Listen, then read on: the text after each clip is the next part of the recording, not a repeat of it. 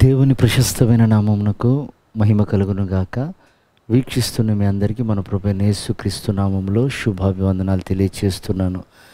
ఈరోజు మన దేవుని వాగ్దానం సామెతల గ్రంథము 19వ అధ్యాయము 23వ వచనం. యెహోవా యందు భయభక్తులు కలిగి ఉండుట జీవ సాధనము.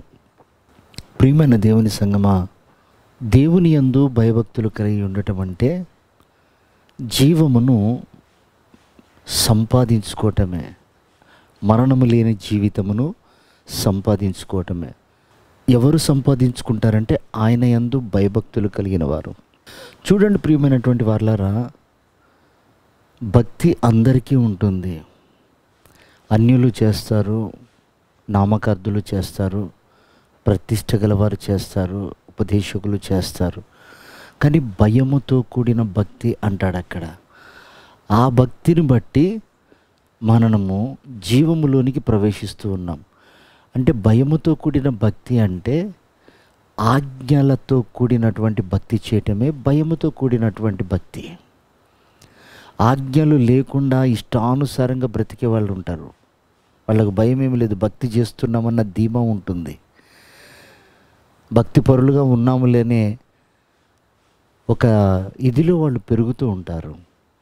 అంటే ఆచార ప్రకారంగా సంఘానికి వస్తారు, అలాగే సమస్తము ఆచార ప్రకారంగా జరిగిస్తారు. కానీ అందులో భయం ఉండదు.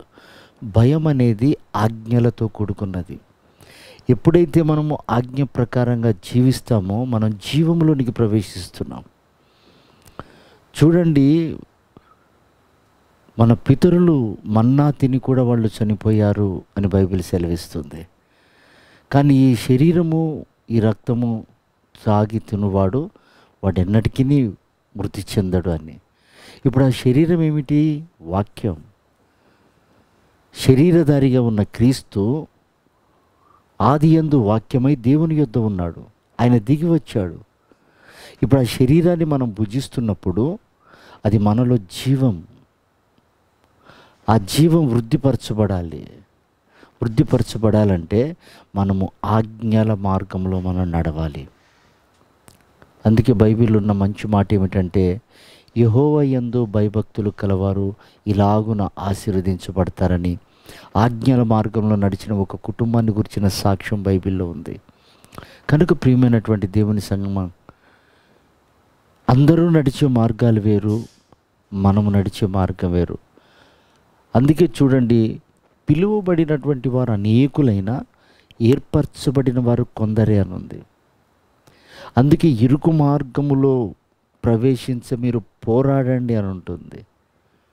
ప్రియ సంగమా, ఆజ్ఞలు మనకు దీపం వంటివి, మన త్రోవకు వెలుగు నడిపించేవి. వాక్యం అందరూ వింటారు, దేవుడికి భయపడినట్టుగా ఉంటారు.